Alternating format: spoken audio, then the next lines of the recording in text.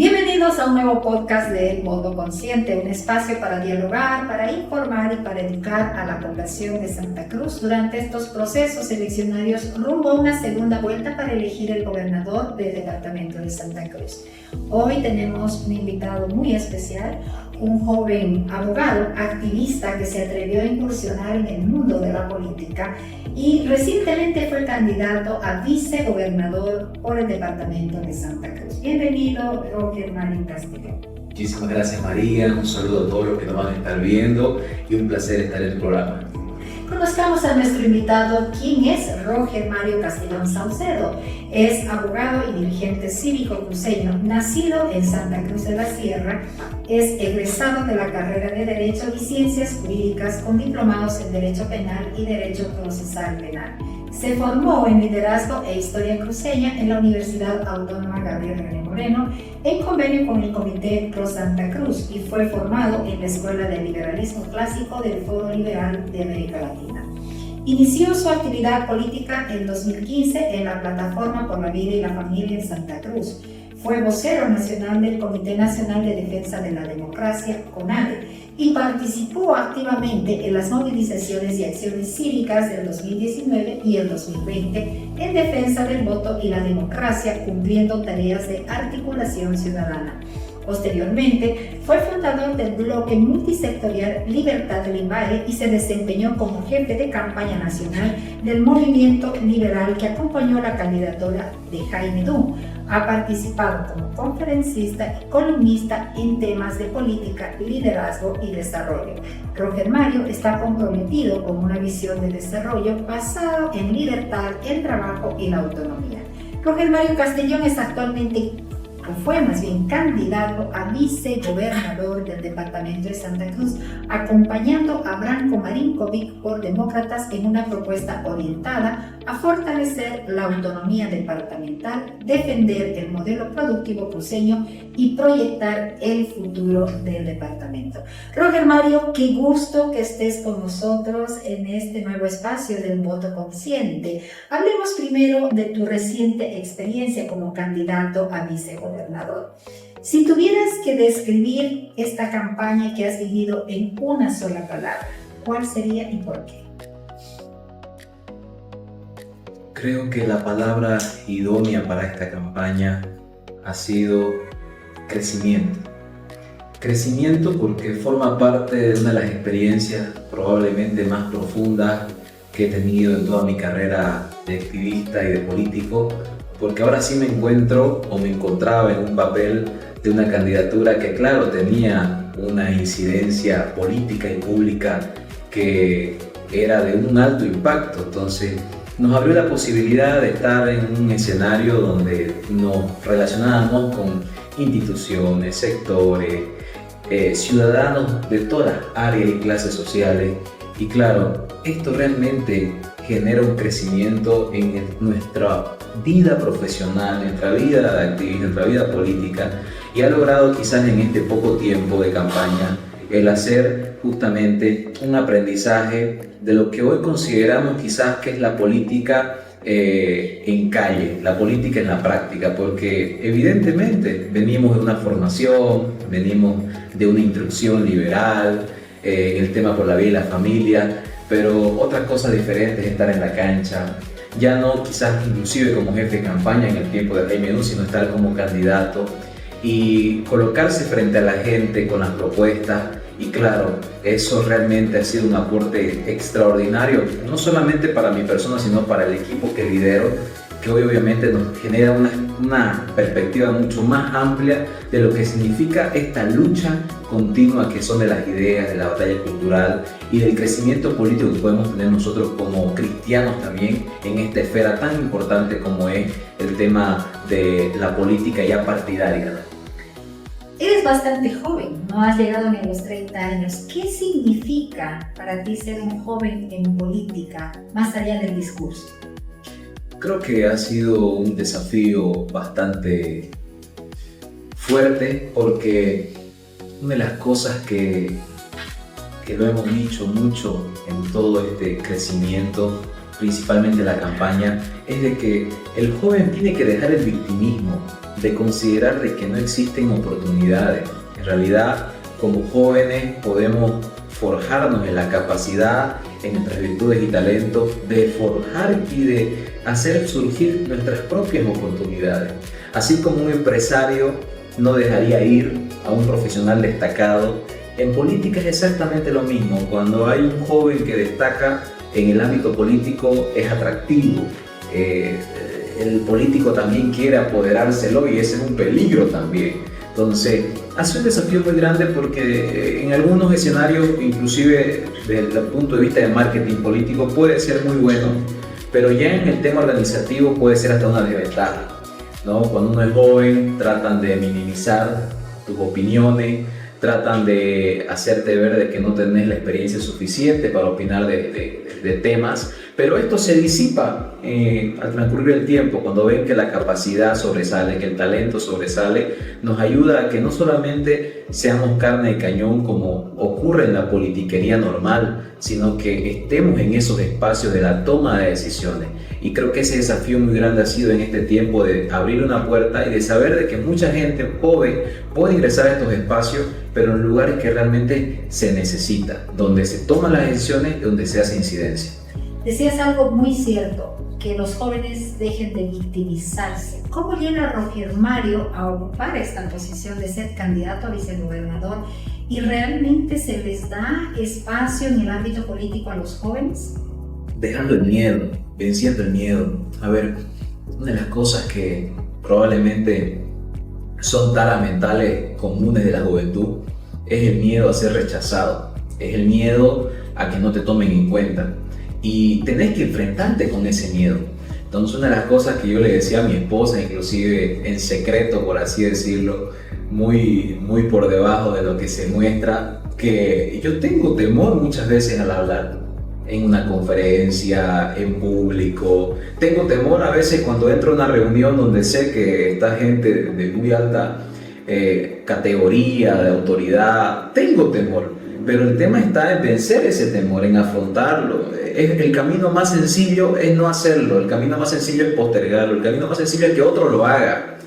Pero creo que la valentía radica en eso, que a pesar de tener miedo, uno se enfrenta y lo hace. Entonces, eso ha sido en el fondo el poder estar en estos espacios, el poder dejar el temor, dejar esas taras mentales y demostrar de lo que uno es formado, porque también si el joven no tiene formación, lo que va a pasar en esos espacios es vergüenza, es más bien un descrédito total. Entonces, lo que tiene que haber es un acompañamiento de una formación exhaustiva, de un esfuerzo permanente en tu formación como joven, pero también acompañándote en acción. Si la teoría no la llevas a la acción, los cambios jamás se van a producir ni en tu vida personal ni en la vida política que quieres lograr. ¿Qué fue lo que más te sorprendió de la política real que no se ve desde afuera? Quizás lo que más me sorprendió es que existe todavía a estas alturas mucha reserva de información. La verdad que en el partido en el que estaba yo rescato muchísimo porque es un partido histórico que demócrata surgió de la época de las luchas autonómicas, pero no dejaba de ser un partido que tenía obviamente círculos de seguridad cerrados, donde se establecía evidentemente una comunicación interna, pero de todo un transcurrir de años, ¿no?, de una partidocracia que se estaba generando y que se generaba desde esos grupos. Y claro, el perforar eso, el estar quizás ahí, y esa fue la sorpresiva de nuestro binomio, ¿no? Si ustedes se dan cuenta, Demócratas no tenían ninguna necesidad de hacer alianza con absolutamente nadie, estaba yendo el partido solo, y la única manera que hacen con nosotros es abrir la puerta a una alianza. Nosotros entramos con una alianza, mi persona era candidato a la vicegobernación y teníamos 5 candidatos asambleístas departamentales. ¿Por qué hay esa necesidad? A ver, financiamiento, no teníamos dinero. Cuota política o algún efecto por el estilo, no, veían de que nuestra agrupación, nuestro bloque tenían perfiles interesantes, gente líder que iba a aportar a una campaña que se estaba gestando. Entonces eso ayudó muchísimo a que entremos a escenarios donde difícilmente a otras personas le abrirían la puerta. Entonces lo que más me sorprendió en esta campaña es de que, y lo que la gente no ve, que cuesta construir, cuesta generar partido, cuesta generar equipo, y eso se hace con los años, se hace con planificación, no se hace con improvisación. Demócratas lo veíamos ahí, era resultado de tantos años de lucha, de tantos años de planificación, y nosotros ahí se nos prendió la mecha de decir, oiga, nosotros ya tenemos que planificar a largo plazo también, tenemos que ver, tenemos que construir, tenemos que hacer, y para nosotros eso fue fundamental porque nos habla de otra perspectiva, dejar quizás el tema de las emociones un ratito y comenzar a decir, no, podemos marcar un camino con mucho esfuerzo, con mucho trabajo. Un ejemplo, se viene la elección nacional, podemos desde ahora ir trabajando en esa elección nacional, no esperar un año antes, 2 años, no, desde ahora, y hacer política de verdad, ¿no?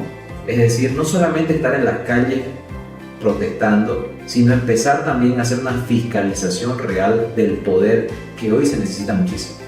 Y que definitivamente como país es lo que más necesitamos, ¿no? Creo que todos estamos cansados de estas últimas elecciones, de ver agrupaciones, de ver improvisación, de ver gente tirada de los pelos para ocupar cargos y para candidaturas, y lo que necesitamos es renovación. Roger Mario, has caminado, has estado por todas las provincias de Santa Cruz, has tenido contacto con las personas. ¿Qué fue lo más valioso que te dejó ese contacto real que has tenido con las personas? Ese contacto directo. Que la gente no está pensando en política. Pareciera ser de que en la época electoral todo el mundo se concentra en política, y no, ni siquiera en la época electoral. La gente está concentrada en trabajar, en salir adelante, en ver que su familia esté sana, porque cuando uno va a provincia, las problemáticas reales son hasta un poco, qué sé yo, lejanas a lo que podamos concebir en ciudad. Uno va a una provincia y lo que le hace falta a la provincia es agua, es luz, es caminos, cosas tan sencillas y tan básicas que a nosotros un día que estemos sin luz o sin agua nos podemos volver locos.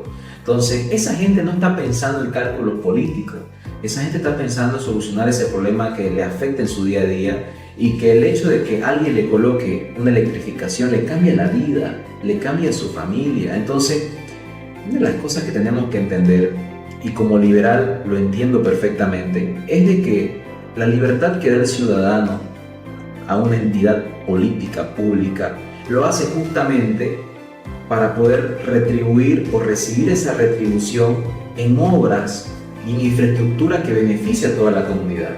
No hay otra forma de por qué entregar un poco de tu libertad. Entonces esa libertad entregada, que para mí es valiosísima, lo tenés que hacer con ese concepto de saber de que la autoridad va a responder a las necesidades. Entonces, algo que me tocó profundamente es ver que en las provincias se necesita las cosas tan básicas que al final un candidato está proponiendo un monorriel, un candidato está proponiendo un Santa Cruz Dubai, otro candidato está proponiendo estadio con piscina, pero en el fondo son necesidades tan básicas que no las está poniendo en un foco importante. Entonces creo que eso hace que nos sensibilicemos, de que entendamos que en política tenemos que realmente entender cuáles son, ¿no?, las problemáticas de fondo que requiere la población, y saber de que sigue siendo un problema ideológico.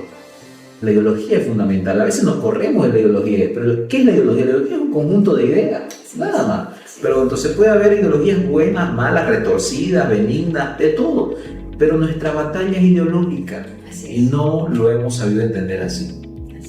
¿Hubo algún momento en la campaña que te marcó personalmente? Creo que una de las cosas que me impactó mucho, y lo decía mi equipo, me tocó ir a diferentes medios de comunicación y he sido, y hemos medido eso, uno de los candidatos a vicegobernación con más cobertura que tenían los medios.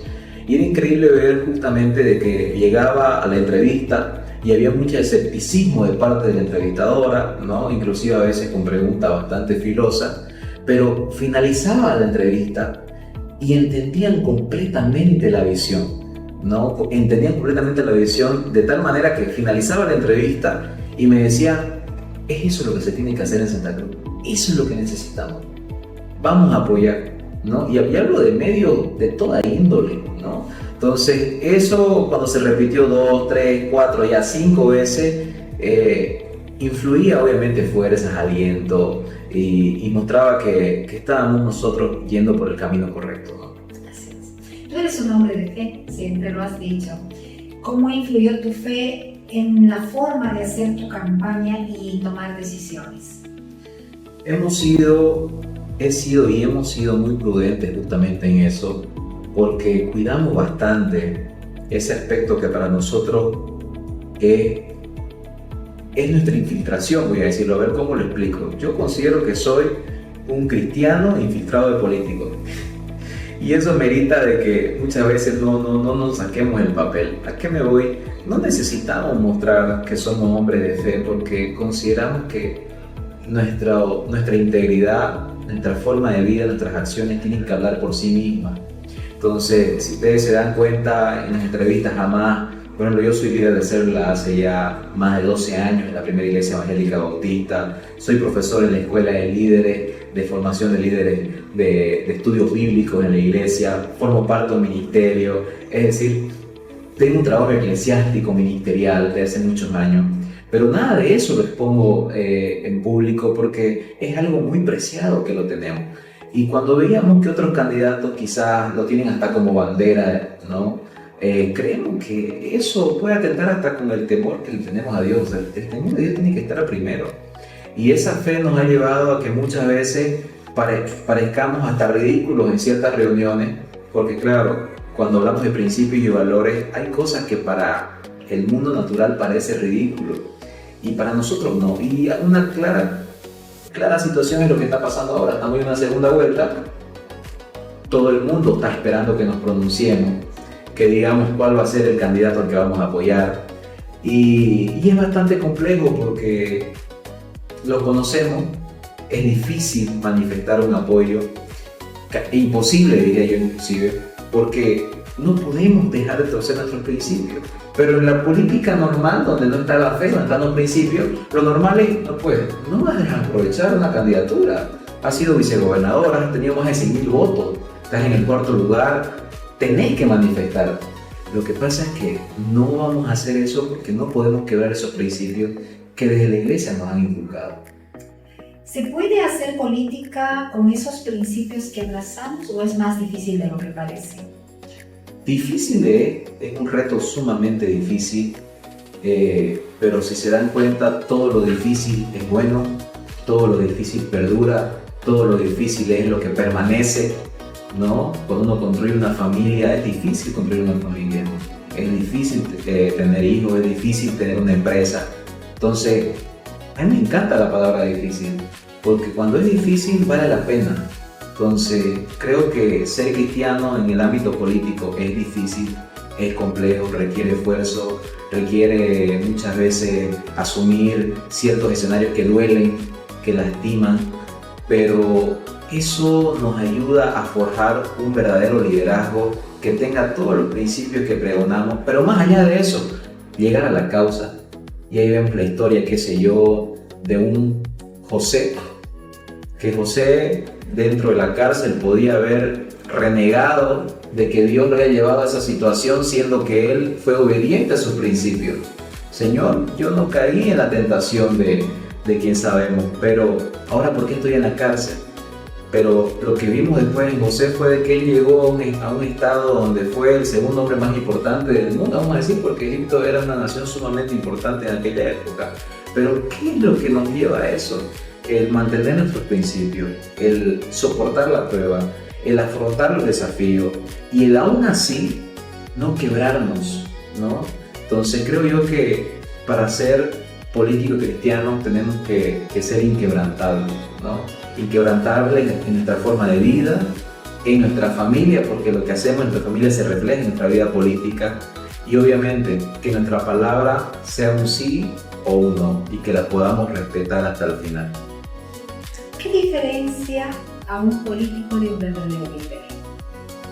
Creo que principalmente es la motivación, ¿no? Un político puede tener muchas motivaciones de transformar una área de la vida social, pero un líder tiene la gran motivación de transformar su nación, su sociedad, su equipo. Y para un líder es fundamental su equipo. Entonces, los intereses que tenga se vuelven secundarios al momento de que entiende de que los grandes cambios se hacen con un equipo consolidado. Entonces, el verdadero líder tiene dos cosas fundamentales que yo las tengo muy presentes. La causa, es decir, tu norte de saber a dónde vas y a dónde llevas a tu equipo. Y segundo, la consolidación de personas que aportan y que desarrollan un papel fundamental en búsqueda de esa causa que estás buscando. Ese es un verdadero líder. Al final el político va a buscar todos los caminos posibles para llegar a su objetivo, pero el líder va a afrontar todos los desafíos necesarios con su equipo. Eso es fundamental, ¿no? ¿Cómo se redefine tu propósito después de esta experiencia?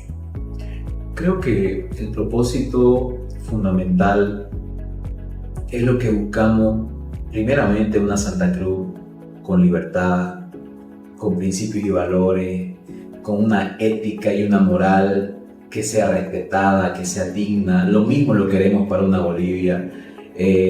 Nuestro papel ahora se redefine en una fiscalización del poder.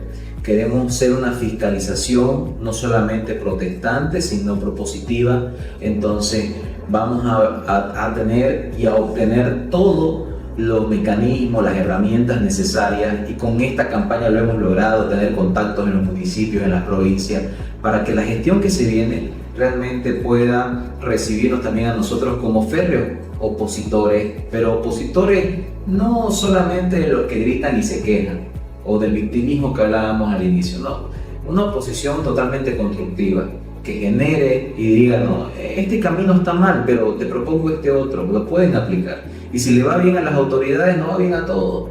Entonces, lo que vamos a buscar es eso, que las ideas que hemos propuesto hasta el día de hoy se inserten y que seamos esos fiscalizadores del poder que lleven a que las ideas que estamos proponiendo, por lo menos en estos años, no puedan ser olvidadas. Así es. Después de esta etapa tan intensa, ¿cómo ves lo que viene por delante para ti? ¿Hay un futuro prometedor? Totalmente. Una de las cosas que me sorprendió en esta etapa fue de que recibimos 7 propuestas a la gobernación. Una de ellas inclusive fue la del doctor Otto Ritter a la vicegobernación. El otro día me decía un amigo, Roger, le pelaste, ¿cómo no te fuiste con Otto? Mirá, estuvieras en la segunda vuelta. Y bueno, yo lo conozco, al doctor Otto le tengo gran respeto. Y yo no me veía pues con el doctor Otto y sus chistes, digamos, ¿no? Y quizás ese tipo de personalidad que él tiene. Entonces, para mí fue muy natural el hacer una alianza con Branco, con Demócrata, porque si bien hay cosas que aún ellos no comprenden del liberalismo o del tema pro vida y familia, pero sí tratan de entenderlo y tratan de copiarlo y tratan de repetirlo, ¿no? A mí me gustaba mucho ver a un Branco que después de una entrevista mía, en otra entrevista de él, repetía ciertos conceptos, ¿no? Y eso era muy interesante porque habla de alguien que no se cierra en sus ideas, que sabe escuchar, que dice, si él lo dice por algo y debe ser importante. Entonces, eso genera que realmente veamos un futuro prometedor desde nuestra perspectiva, de ver de que estos años van a ser muy buenos para construir ese proyecto que necesitamos a nivel nacional. Y ya tenemos todo, ¿no? Tenemos la formación, que obviamente no se detiene, tiene que ser continua, todo el tiempo tiene que ser creciente, pero ya tenemos también la experiencia de haber participado en una elección nacional como jefe de campaña, una elección autonómica como candidato, y eso nos ayuda muchísimo a saber cuáles son los desafíos que se nos vienen y a poder afrontarlos con mayor capacidad, con mayor sabiduría, con mayor sapiencia. Entonces creemos que hoy tenemos realmente altas posibilidades de que el año 2030 podamos llegar a ese norte, a ese objetivo que nos hemos plasmado. ¿Qué sigue para Roger Mario, un joven que ya dio un paso en la política? Lo que sigue es formación, lo que sigue es promoción de ideas, lo que sigue es un Roger Mario en las calles, en los medios, mucho más activo. Quiero poder generar esa inspiración para que la juventud pueda incorporarse en estos ámbitos. Años hemos estado escuchando de que la política es mala, de que la política es cochina, de que la política es oscura. Y claro, muchas veces ese discurso lo repiten los mismos políticos porque les beneficia mantener en su lugar, obviamente, de que nadie más ingrese. Eso se tiene que romper. Tenemos que aprender que una cosa es política y otra cosa es la politiquería. Y en política, la juventud tiene elementos sumamente ahorita al alcance de la mano, más aún con la tecnología, para poder formarse, aprender, proponer. Hay un joven en nuestras filas que se llama Matías Barba, jovencito. Matías Barba, un joven brillante. Yo le hablé a él justamente, busqué su contacto porque en alguna ocasión hicimos un debate en el programa de Enrique Salazar. Yo le llamé y le dije: Matías, te quiero conmigo en esta campaña, como vos querrás, acompañame los días que podás, quiero que estés conmigo, que veas lo que yo veo. Soy muy joven y no quisiera que en algún otro lugar te conquisten para lo malo, ¿no? Prefiero conquistarte para lo bueno. Y ha caminado con nosotros y ha visto otra óptica quizás de la política, y yo veo en él mucho potencial. Y así como él, debe haber muchísimos jóvenes que están en ese lineamiento, y creo que mi papel fundamental estos años para Roger Mario es poder justamente abrir el camino, como ese Juan el Bautista, ¿no? Para que los líderes que requiere Bolivia puedan llegar. Yo alguna vez me hice una pregunta muy fuerte, les cuento, en mi vida personal. ¿Sabes cuál es la pregunta que se me viene a la mente?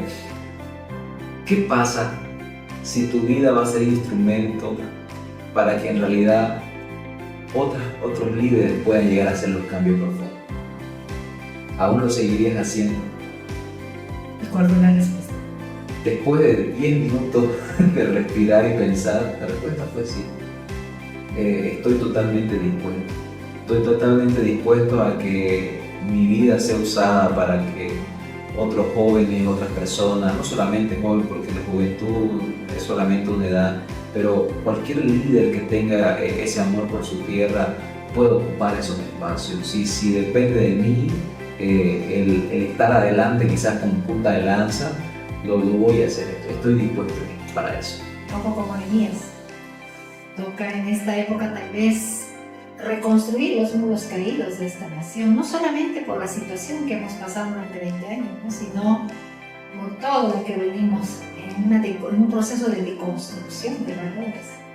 Roger Mario, ¿qué le dirías a un joven que quiere involucrarse en la política, o a los jóvenes que quieren involucrarse en política pero que tienen miedo? Que a partir de ahora uno tome una decisión, porque creo yo que más allá de practicar la formación, la lectura, el ver los debates, requerís una decisión. Esa decisión es como cuando te vas a casar. Esa decisión es como cuando vas a abrir un emprendimiento. Esa decisión es como cuando algo fundamental en tu vida va a cambiar. Entonces, cuando el joven toma una decisión y dice: voy a cambiar Bolivia, voy a transformar mi nación, voy a servir a mi pueblo, si la toma esa decisión, todas las otras acciones van a ir acompañando esa decisión. Entonces, a partir de esa definición, me formo. A partir de esa definición, aplico conocimiento. A partir de esa definición, comienzo a hacer las cosas para formarme y ser instrumento de bendición. Entonces, es atreverse, es tomar la decisión, mantenerse firme hasta el final, ser consecuente, ser coherente, y con toda seguridad ese joven va a brillar y va a alcanzar espacios que quizás nunca antes habían pensado alcanzar. ¿Cuál sería tu mensaje de cierre para no solamente los jóvenes, sino para la población que nuevamente vamos a las urnas el próximo 19 de abril? Que nuestra libertad nunca quede embargada y no la podamos delegar nunca al 100% a ningún político. Cuando delegamos una pequeña parte de nuestra libertad, tiene que ir eso acompañado de la vigilancia, del control. Y la ciudadanía, que tiene el poder, que es el soberano, puede realmente marcar un antes y un después en su sociedad. No necesitamos ser autoridades para hacer los cambios profundos. En ese caminar tenemos que entender en estos tiempos que necesitamos formarnos. Y la juventud hoy, en el liderazgo que puede tener, puede influenciar una sociedad de que haga esos cambios profundos. Entonces, estamos en un tiempo bien decisivo, donde se toma una definición de un voto por una segunda vuelta. ¿Ok? No importa quién gane, Lo que importa es que la ciudadanía entienda de que el poder lo tiene el ciudadano y de que la libertad jamás puede ser arrebatada y que tenemos el deber de defenderla.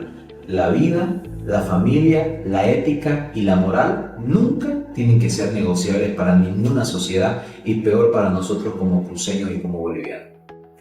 Queremos agradecer la presencia de Roger Mario Castellón, un joven profesional, un hombre de fe, un hombre de principios que ha decidido incursionar en la política y que promete no solo para Santa Cruz, sino para Bolivia una esperanza de renovación y de un liderazgo basado en los principios que muchos en esta nación abrazamos. Estamos a menos de 20 días para elegir un gobernador de Santa Cruz.